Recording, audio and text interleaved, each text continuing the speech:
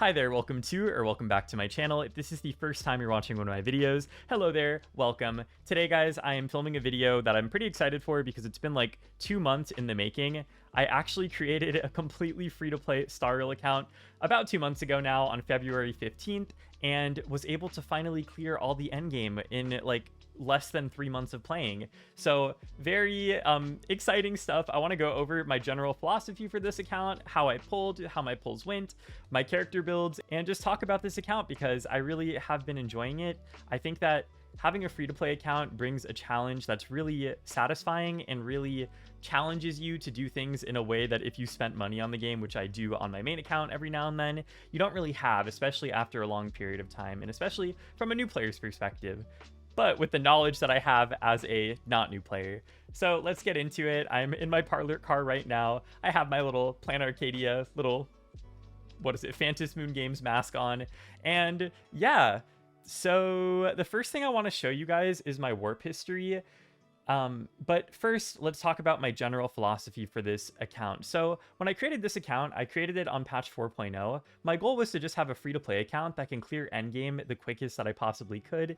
And on 4.0, if you remember, you could actually redeem a free 5-star character within a certain selector. And with that, I figured that I would get Kafka. And then also, I made the account within the same time period that you can collect doesnt. So we had Kafka, doesnt Permanter's Hooray right off the bat, and then I actually rerolled the account until I got an early Hysealans as well. So we started the account basically with an 18 pity Hysealans, a free Kafka, and a free doesnt Permanter's Hooray. So right off the bat, we had a really good start off the gate with a pretty premium dot team. I also went ahead and redeemed my first golden selector for Ron May, which in hindsight was a mistake because I didn't know they would add Huo Huo to the shop eventually. I would have gotten her E1, but that's neither here nor there because another reason why I should have just saved it, save your golden companions, or maybe use them on Huo Huo now, is that Black Swan reran the banner, I believe, like the second phase banner, was it even? Maybe at the same time, actually. Black Swan reran in 4.0, and I was able to pick her up. I won my 50-50. We got Black Swan. We had a full dot premium team from the get-go. First patch we started playing the game. It was amazing. And I got super lucky, too, not only with the pulls in general, but I got a lot of Eyes of the Praise randomly on, like, limited banner, which is the best free-to-play light cone for dot characters. So I have an S3 one, which is kind of insane if you think about it, like how many of these I've gotten, like not on Lightcone banner, an S3 one on Black Swan, and we have an S1 one on Hysealan. So they're both with their premium free-to-play options, and then we have Kafka with this one, but we'll talk more about the builds in a second.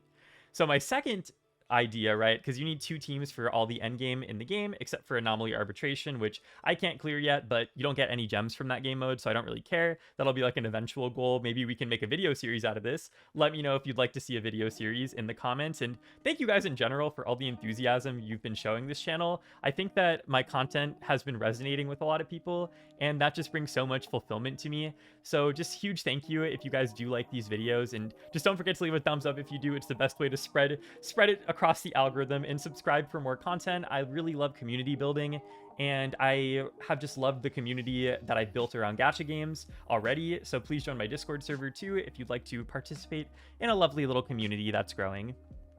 But anyways, YouTuber things out of the way again. So my second team I thought would be good would be to get an Elation team, because if you remember, Yao Guang ran all throughout 4.0.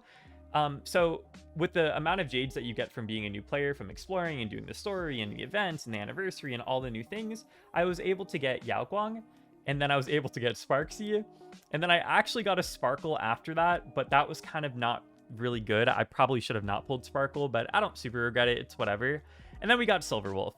So let me show you guys. I have the warp history up here just so you guys can see. This account did get quite lucky, but I didn't say this was an unlucky free-to-play account. This is a free-to-play account, not unlucky and free-to-play.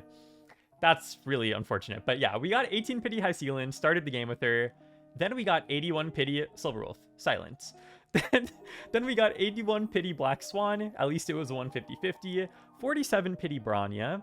But then the craziest thing, guys, was in the 1 pity afterwards, I got Yao Guang. I was so shook when that 5-star came out right after losing to Branya.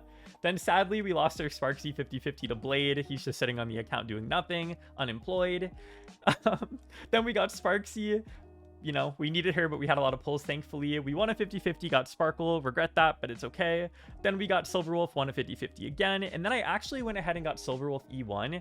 I don't know how I feel about this. I don't know if I regret it or if I don't regret it. I guess I don't regret it. It's like, whatever, but yeah, and then I kept pulling, and I actually got an early Bronya again. I swear, this account has, like, only gotten Bronyas. I'm fairly sure she was my first 5-star character on this account, too, on Standard, and I think I have an E3 Bronya already. So that's kind of crazy. If only it was, like, an E3 Welt, but whatever. Bronya, it could be worse. It could be, like, an E3 Bailu or something.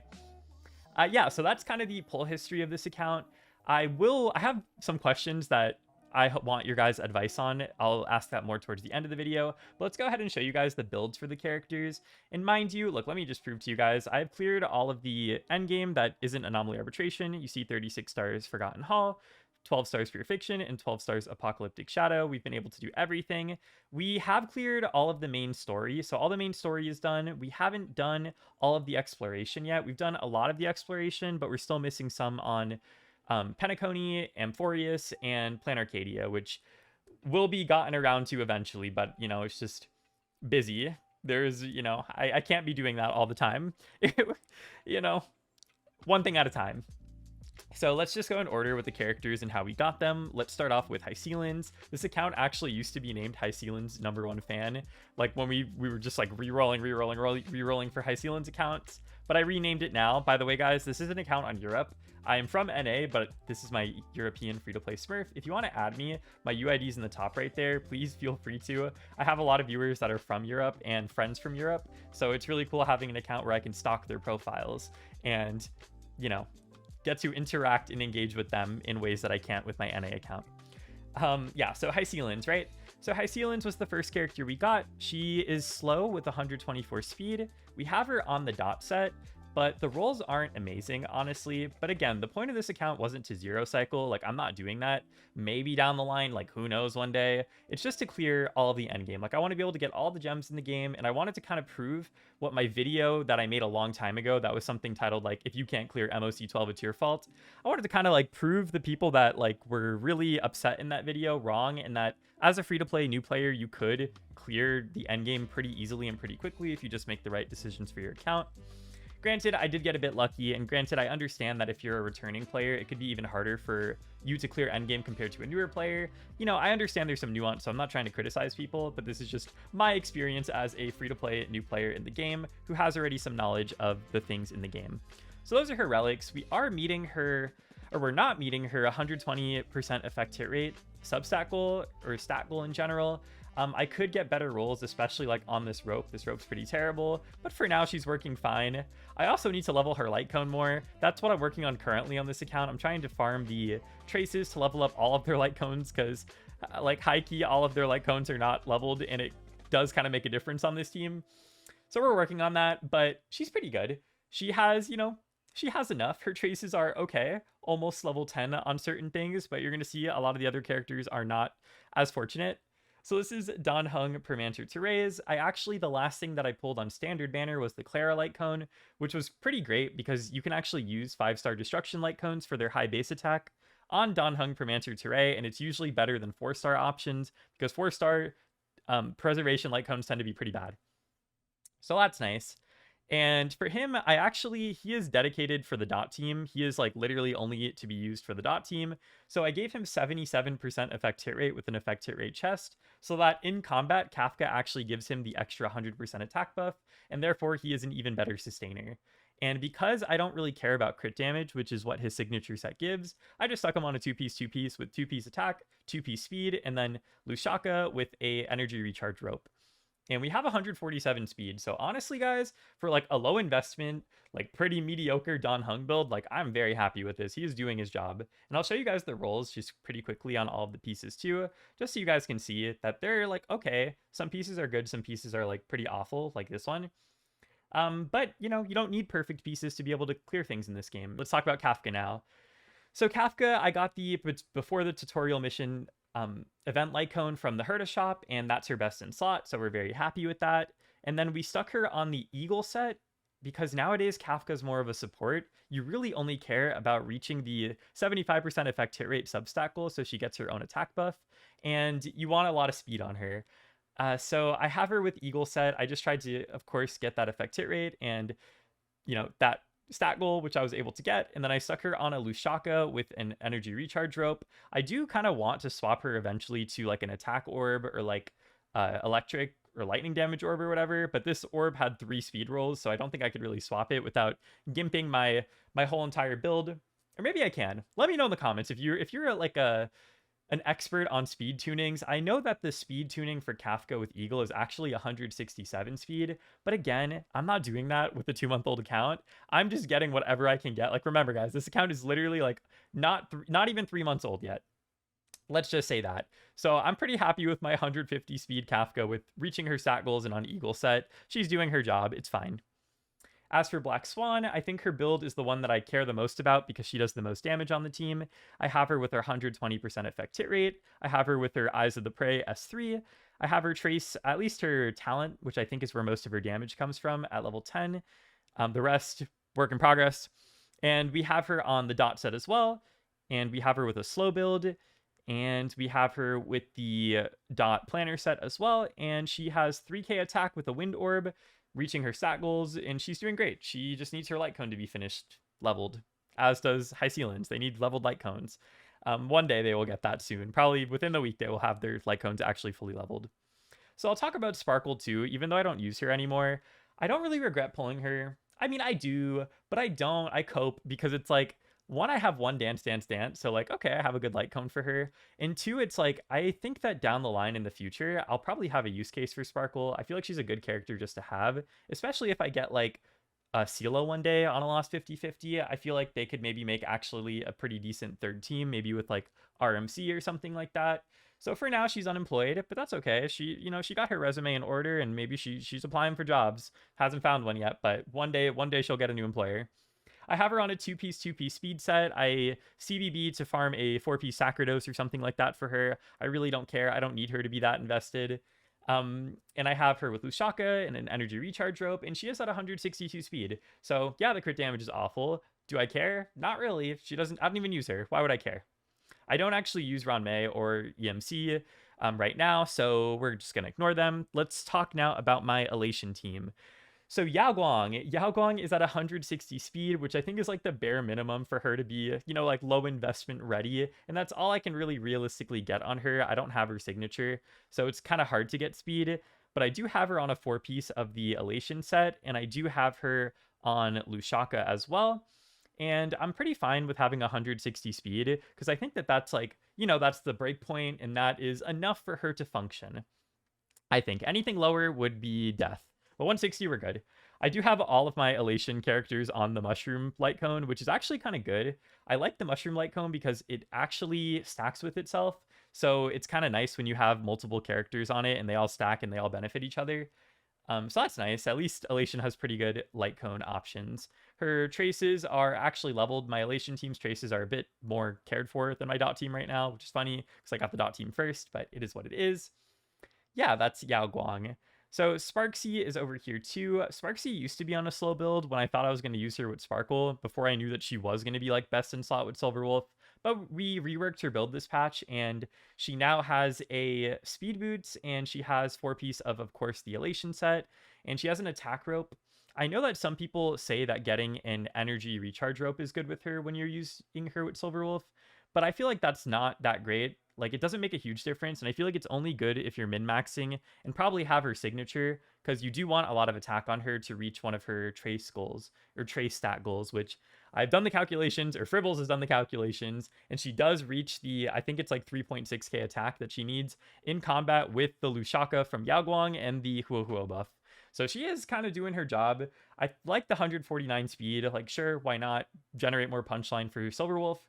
And I like her crit ratio, 78% crit rate, 145 crit damage. That's pretty fine. Elation's a pretty crit starved team comp, and I don't have any like signatures, so I think realistically this is good. Like, this is really fine. She's doing her job.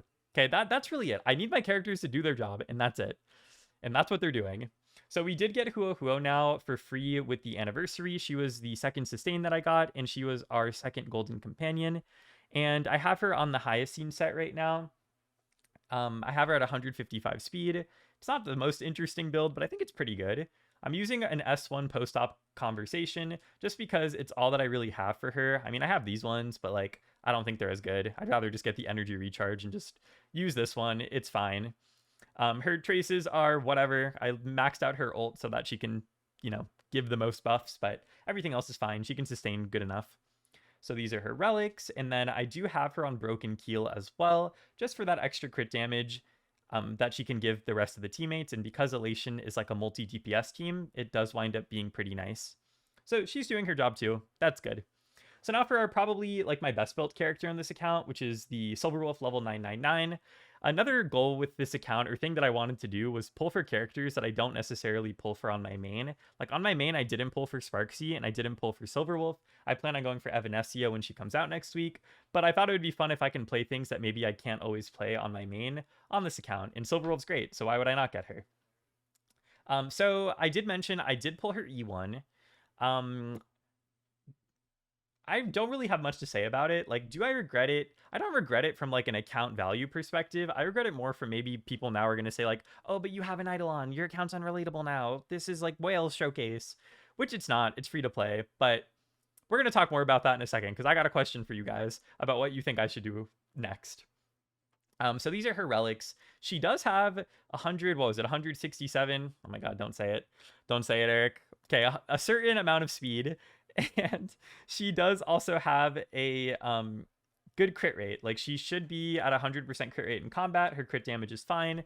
I gave her an S5 of the little mushrooms. And with the E1, it's pretty nice. Her traces are also decently leveled enough to where they can do what, you know, you need her to do. And that's pretty much the account where we're at right now. The Silverwolf E1 hasn't really helped me clear anything because I actually cleared all of the endgame before I got Silverwolf E1. And that kind of brings me to the question that I wanted to ask you guys. Do you think that I should get Silverwolf E2? I am pretty high on pity and I'm guaranteed. And I could get Silverwolf E2 like today if I wanted to. But I'm just thinking like, should I get that? I feel like it's not good if I don't have her light cone. I don't know why. In my brain, having like E2 S0 Silverwolf just seems pretty brick. And I don't know if that's the play, or maybe I should save the guarantee for an upcoming character. The problem with an upcoming character is that if I wanted to have a third team, which I do want to have eventually, I would need to pull like 4 new 5 stars versus like I already have 2 pretty good teams that can clear all the things.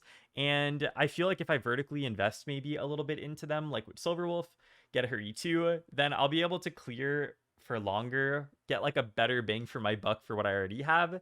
So I don't know. What do you guys think? Should I just save it? Maybe save it for some sort of DPS that comes out that could work with Sparkle. Maybe Sparkle and RMC. That would actually be pretty good. If there's a DPS that can work with Sparkle and RMC and that's actually good, that might be pretty worthwhile getting. So hopefully they release a new one of those because I don't think there's any old ones that I'd particularly want. Unless it's Sela and I just lose 50-50 on her. In that case, I'd not even be that mad. But that's where we're at right now. So let me know what you think in the comment, what you think I should do next on the account. And let me know if you want this to be like a little series, because I'm totally down to do like regular checkups on this account. And again, you should totally add me, join my Discord, leave a thumbs up on this video if you found it entertaining at all or insightful in any way, and subscribe for more content because I will be making more content on all of the gacha games. I love these games and I love that you guys are just liking me yap on this channel. That's like the coolest thing ever. So I'm just really thankful for you guys. Yeah. I'll see you guys in the next video. And special shout out, by the way, and thank you to Zesty and LuxanaBanana, especially Zesty. If you know, you know. You're the best, and I will see you in the next video, everyone.